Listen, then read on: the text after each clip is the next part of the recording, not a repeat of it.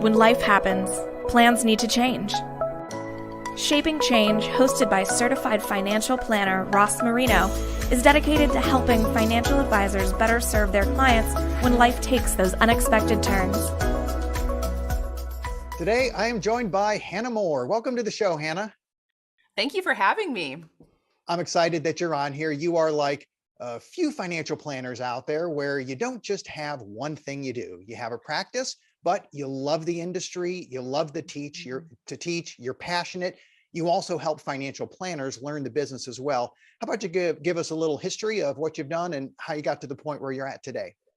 Yes, absolutely. So I came out of school. I had a financial planning degree. I really fell into that. I had no idea what any of that meant. But I started out, I was 22, started working for a woman who was 68 in financial planning. And 4 years later, she retired. I bought her practice, bought another small practice soon after. Towards the end of my tenure where I was at, I had between 250 and 300 clients that I was working with, which is kind of a lot, especially when you think, and when I look back at and think of myself as, 26 or 27 buying this practice, man, that was a lot. And so I basically, long story short, I did what a lot of the consultants say to do is really what I did is I started dabbling in financial planning. So, we would say we were doing financial planning, but I was like, is this really financial planning? And there was a disconnect from what I learned in school versus what I was seeing in practice and what I was doing in practice.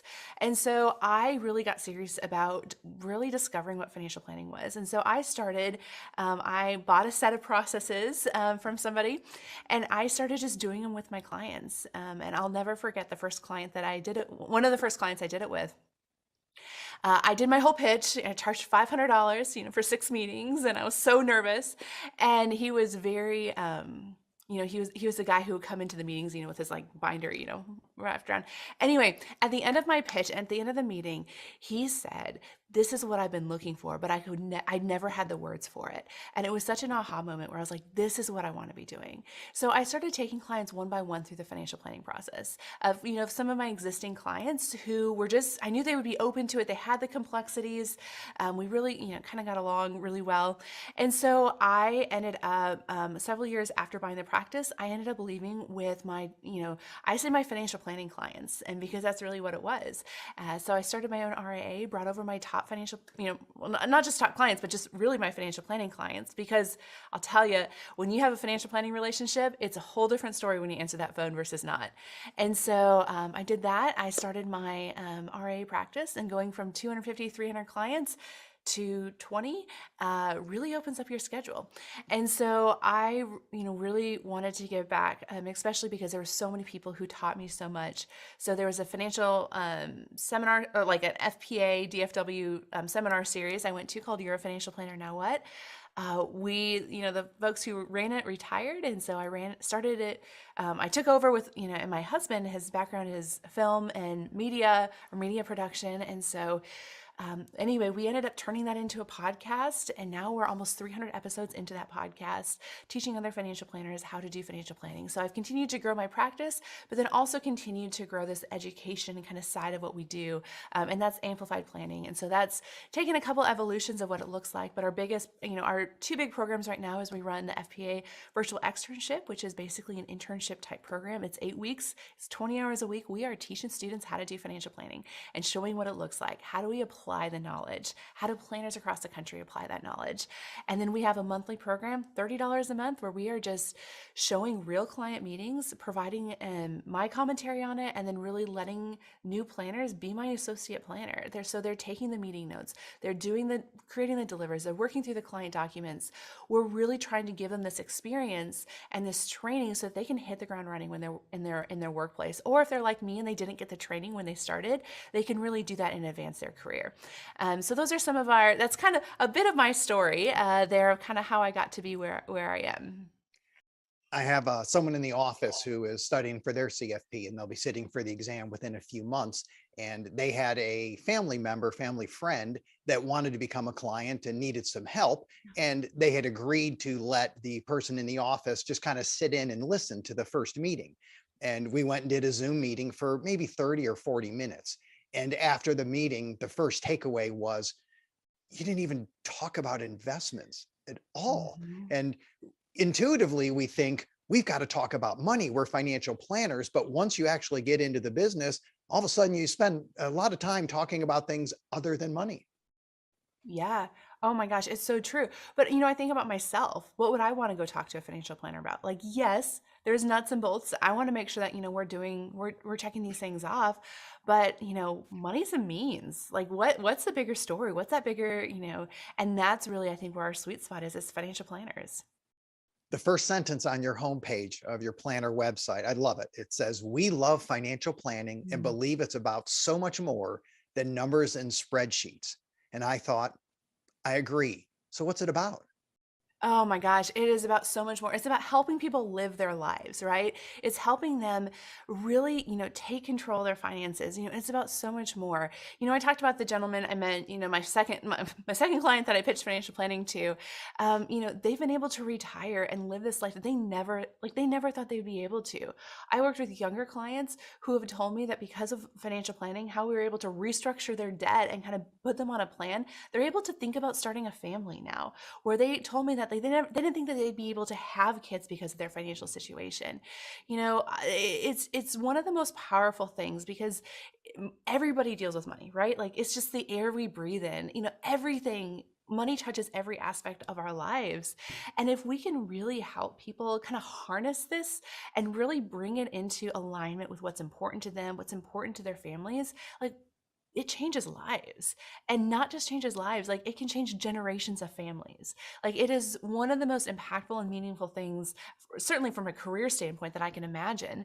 But it is incredibly, incredibly powerful. And seeing it, and like that's the thing, a lot of what we do with new planners is like, how can we show them what this looks like? How can we really bring this to life for them of what this looks like? We recorded some client meetings with this couple, and I'll tell you well, it's all about perspective, right? How much is a lot and how much is a little. By a lot of, I would say, textbook financial planning, they don't have enough for retirement. Their plan fails, all of this. And it was such, they were so gracious. And they came back and did a live Q&A with all of the students who had been watching along with these financial planning meetings. And we got to ask them, what was the value of financial planning? And you know what they said? They said it was hope, that it gave them hope that they were going to be able to retire, even though it was not what they wanted, even though when we looked at the numbers, they were going to have to spend like significantly, like 30 to 40% less than they were right now in retirement. But that was a word that they used, was hope. It wasn't, you help me, do some Roth conversions and build an S Corp in my business and, maximize my investments. It was hope is what they got from it. And that's really what we can do as financial planners. Well, when we take people to a point where now they know what they have to work with, some Hmm. of that uncertainty goes away. I just Yep. read in, what was it, Geometry of Wealth, so Brian Portnoy, Yep. and he was talking about how as humans, we have this ability to adapt to something Yep. that's awesome or something that's terrible because we adapt, the hedonic Yep. adaptation, we become happy afterwards. Maybe you show them that they don't have enough money or they're going to have to cut back, but now they know what they have to work with. What Yep. a freeing piece of information. And to now say, you know what? Okay, here's the numbers. I guess we can figure it out. But when you don't have a clue, yeah, that's hopeless. What a terrible place to be. So great Mhm. work. Yeah, and that's what we do as financial planners. We provide this clarity on people's lives. I mean, we don't know, right? Nobody's trained in how much money do you need for retirement? How, what are the systems in place? Like, what are the social security rules? I mean, like, yes, anybody can go and Google it and figure it out and go to a Reddit forum or go to Bogleheads, all of that.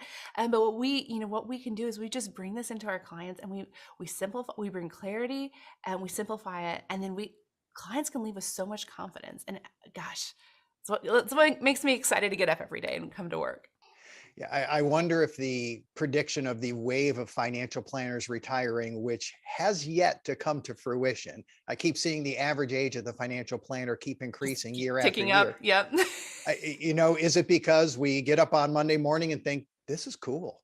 I really love doing this. Hmm. So I'm going into work today and we just can't quite process. Well, let's switch a little bit. So Yeah. I know you're passionate. I know you're creative. You say it's not about numbers. It's not about spreadsheets. You're communicating and trying to teach clients. Mm. What are some of the ways you connect with them and illustrate principles and concepts you're doing. Yeah, absolutely. One of the things I love to say is our clients will be our greatest teachers if we let them. And so, in working with clients, there have been several times where I've been working with them, kind of doing what traditionally works, and I'm like, I'm sensing something isn't connecting, and so I touch base with them and see like what's going on. And so, anyway, one of the things that really was broken for me was how we did budgeting with clients, and looking at those numbers. And so, I ended up, kind of how the story goes, if you would. I was doing, some budgeting with clients, and I basically stopped because I was like, number one, we're wasting time.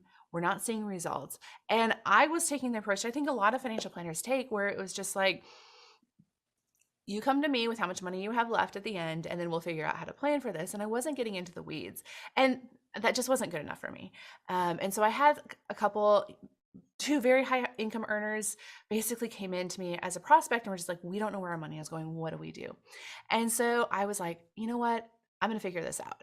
And so I just wrestled with this. I sat and I'm like, how else can I talk to them about their budget? Because this spreadsheet isn't going to work. And so anyway, what I did is I went to an education store and actually got a set of blocks. And I like literally showed up with this rainbow set of blocks. And I was like, okay, I've never done this before, but I think it's going to work. I was like, let's do your budget in blocks. And they did it and they loved it. And so like, what was so cool? So in this Right. story, they were looking at, so they're literally standing up, completely engaged, moving things around the table, seeing all their money.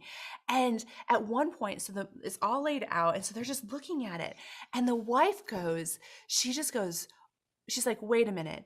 This is our debt and this is our mortgage. I was like, yeah. She grabbed their mortgage because she had put it, like they categorized it differently. She grabbed her mortgage, put it with all of her other debt, and just said, oh my God, is that how much debt we have right now and how much payments we have for debt? And I was like, yeah. And she's like, oh my God, that has to stop. And no matter how many we do on spreadsheets, like how many numbers we do, no matter how pretty we make our spreadsheet, that experience is not something that she was going to be getting on a spreadsheet. And so it is a way to visually show your budget. Now, like, it basically shortcuts our brain to where, we're not having to think in terms of numbers. Now, I love numbers. I love a good spreadsheet. But the reason why a lot of clients come to me is because they're not like that. And so it really helps visualize. It helps couples, if there's two people, get on the same page, because, oftentimes I find one is better than the other at budgeting and spreadsheets and things like that. It really evens a playing field. But yeah, we'll play with blocks in my client meetings, and we will get to see their budget. So we lay out their budget, kind of how did you spend money? What's the reality? And then I let them reallocate it. And then, if they overspent, it's a different color so they can visually see. And that's usually the first thing. They're just like, okay, we can't be overspending money here. Let me take out these blocks. And how are we going to rearrange this? And it really just, it enhances that conversation that we're having with clients. There are so many ways to be innovating what we're doing with our clients. Anytime a client doesn't understand, the issue is not that our clients are dumb, our clients don't know. The issue is we haven't figured out an effective way to communicate with them. And if we approach our clients this way, oh my gosh, like we would just come up with so many new solutions. We would be able to help people in just such a more meaningful and deep way, just across financial planning. And so anyway, that's just one example of kind of a different way that I approach working with my clients. Well, and it's a great explanation, because if people love numbers and spreadsheets, and we have clients like that, Yeah. some of them don't need a lot of help from us. They just Yeah. need more of the human side. They've already got the numbers figured out. But if you can assume that most people don't want to do all the numbers, well, that's why they're coming to us. So we have to Yep. figure out ways to communicate them, not in the numbers that we have, because if they loved them, they probably wouldn't be They'd sitting be, with us to begin with, right? they'd be So, my colleague versus my client. right, they would be in there. Really becomes a challenge. Well, you started in the business young, and listening to what you were doing, I was laughing, thinking, being a quick start is a life sentence, and you figured that out, I'm sure, at this point, Yes. right? It's part of it, and then I thought, well, fear of failure is not going to hold her back. That's pretty awesome. So talk about just jumping in the river, Hannah. Hey. It's great, but you love what you're doing. You knew you loved it. I'm in the same camp. I started at 21. Yep. Loved it. Haven't done anything else since. So I think it's great, but as we mature as financial planners, there's an evolution we go through. And I think one of the epiphanies we hit, it sometimes shakes our foundation. And that is, we put together these plans. We have this linear process in our mind of, Yeah. here's the process, here's the 6, the 7 steps, here's what we're going to do. And it looks great. It looks great on the screen. You're going to have enough money. We're going to go on this track. And then by next week, that plan doesn't have a lot of value because life happens and plans have to change. And I know you understand that. You even said how financial planning isn't linear. Was there a time when that started to shift for you where you realized, you know what, this plan that I put together, it's got a pretty bow on it, but ain't happening? Yeah, it was there's a handful of times, certainly working with clients, one of the things I always want to be attuned to is, one of the greatest strengths a financial planner can have is listening well. And I think if we listen well, we're going to connect when there's like when it disconnects with a client and asking those questions. I'll tell you, I've worked with a number of widows, and traditional financial planning, it just doesn't work the same way. When they're coming in and their whole world has just collapsed because they just lost their spouse, you're not going to be able to come in there and be like, okay, we're going to do a get to know you meeting. And then we're going to review your insurance. And then we're going to review, your estate plan. Like, that's just not where their minds are. And that's not how we're going to be able to connect. So really for me, working with, there were some widows that were doing it. And there was just also just, some fundamental disconnects as I started working with some clients where I was just like, I talked about the budgeting blocks, like that system. I don't do it with all my clients, right? Like I don't. Like, it's not like this is part of my process that we do. We offer it to all clients, and probably, 60 to 75% take us up on it. But it's not for everybody. But just realizing that, like, it's so easy to get married to the process versus forgetting the people that we're serving. And so I think when I really focus on the people, I realize where the process fails. And that's not a bad thing, right? Processes need to adapt. Like, we are humans and people. Like, of course we're not going to be, of course we're not going to I don't know anywhere where it's just, you do this, you do this, you do this, you do this. I mean, certainly from being married, I'll tell you that's not the case, but, being a parent, like, there's every example in relationships and humans. And really at the end of the day, we're working with humans and we're working with people, and people aren't linear. And so we can have a linear process, and that's incredibly important. But when we start working, we realize that a lot of what we're doing with financial planning isn't linear at all. Life happens, and good and bad, or priorities change, values shift. One of the things that just drives me crazy as I'm talking with some planners is they get so frustrated with their clients when they're like, we met them last time and now, like, they're saying something else. And I'm like, no, no, we have to allow for our clients to adapt and Right. change, because we do as people, right? Who I was 3 years ago is different than who I am today. What's important to me, what are my values? Like, yes, my values should stay the same, but how that's playing out is going to be different. And we have to be able to allow for that and flex for that. And I would say expect that from our clients. On your website, you have a couple boxes: retirement planning, Yeah. transition planning, and you can click on either. I'd imagine a lot of people coming to you for the first time, maybe coming for one of those two things. What do you think the mix is of people reaching out to you? Is it just retirement planning, half and half transition planning? How are they coming to you? Yeah, it's interesting. Retirement planning is actually kind of dialed down. So, we're getting younger clients who are just trying to make sure that they're, am I on the right track? What do I need to be Yeah. doing? How much house can I buy? Things like that. And then it's a lot of this is transition planning where they're just like, I don't fit in a box. I don't fit in this nice box. Like, I have financial fires that I don't know how to put out. I need help. And, like, yes, retirement planning is part of that equation, but there's so much more going on. And so we're finding more and more that those are going to be some of the that those are the people that we're working with right now. We just had a client who just signed up with us recently, and we need to go through all of those traditional stages of financial planning, right? Like the insurance, the estate plan, like all of those pieces. But it's like, if we don't triage this, if you will, if we don't see what's most important, number one, the client isn't going to be they're not going to be engaged. So I did a role play several years ago. It was actually at the Son of Money conference, and now it's a financial transitionist. And so we role played being a client and being a planner. And so they gave this complex case or whatever. And I remember I was the business owner, and there was some issue that I had on it. And I remember reading it, and so you're supposed to, like, embody the person or whatever. I couldn't let go of one issue. It was stuck in my head and for whatever reason. And so this planner across from me, and she's incredible. I think she's one of the top planners in the country. And she was like working with me, and like I literally couldn't hear her. Like she was saying all the right things, but all I could think about was this one issue. And I like couldn't like it was like one of the most jarring experiences, and one like very actually transformational one for me. And I was just like, "Oh my gosh, our clients are coming to us with issues that like they just like what if she would have addressed that immediately, I would have been able to be on track for everything else. But because she didn't, I literally couldn't hear her. Like I could hear her, but like I couldn't comprehend what she was saying. And so I think so often, when we just go process, process, process, we have to listen to that client, because our process isn't going to work, because we're humans at the end of the day. And no matter how much I wish I could just flip that switch off, I'd be a heck of a lot more productive. We can't do that. And I think that's also the beauty of what we do as financial planners.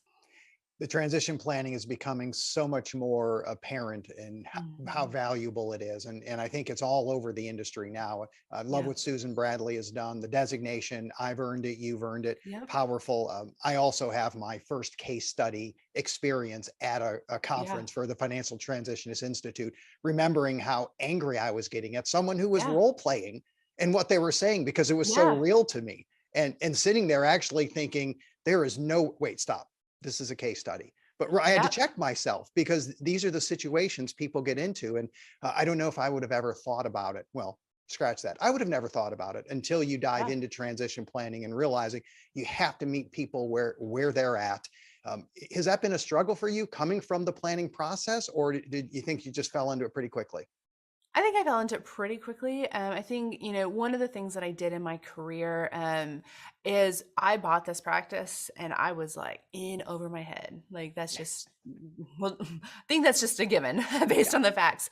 But what I did is I got help right away and training right away. And so when I was 26, I think it was right around that time, I ended up signing up for that financial transitionist set of money at the time, kind of that training, because I was like, I want to figure out how to be really great with clients. And I knew that the sooner that I did it in my career, the better off it was going to be. Number one, I was just like, I need these skill sets. But I knew, just like investing, if you invest early, like when you add some decades onto it, and you're going to be in good shape. And so I really kind of viewed that with my education as a financial planner. It was, if I could do that, the sooner I could do it, the better off I was going to be in my career. Was really my approach. And so, I think a lot of it was, I just remember, I remember I did not grow up with money. I mean, my dad worked at Walmart. My mom stayed home with the 5 kids.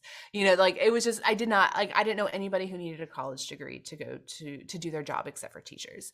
So that was my background stepping into this financial planning space, where that's not the kind of clients I work with, right? And I realized, and that was a really big struggle for me, kind of especially when I started, as so many new planners it is. And the thing that I realized is that money is just the packaging on it. It's about the person inside. And money just creates these other stories. The core issues tend to be the same. Money just changes the packaging on it. And so when I really looked at this, when I started, I realized how important it was to listen. And I remember several conversations where I didn't know what to say. I was so scared, kind of asking some of these personal questions, but I just listened, and I would just let it be silent. And then I was shocked, because the client wasn't appalled at me. The client was like, actually said something super interesting and thoughtful and like reflective after that. And it was one of those where I was just like, oh, the value of listening really just kind of shook me. And I realized like that was my ace in my pocket for this. The clients don't need me to have the same background of like, I need to come from millions of dollars. They don't need me to do that. They need me to have the financial expertise. They need me to care about them as a person and be able to listen to them well. And if I could do those things, then like I was going to be okay. And so I think the focus on the listening and the deep listening, exquisite listening, if you follow the clances, is something that I think really, really helped me kind of when I understood that. And for me, it was almost survival, because I was like, I don't know what to say in these meetings. And so I let the client say it instead. And so I think for me, like that, just especially at such a young age, getting that kind of shifting that mindset really, really made a big difference. Fantastic explanation. Hannah, thanks so much for being on the show. Yes, well, thank you so much for having me. I appreciate it. Thank you for listening to Shaping Change with Ross Marino. This show is for general information purposes only and is not intended to provide recommendations or advice. Speak with a legal, tax, or financial advisor before making any decisions. Past performance references are historical and do not guarantee future results. Visit rlsummit.com to learn more.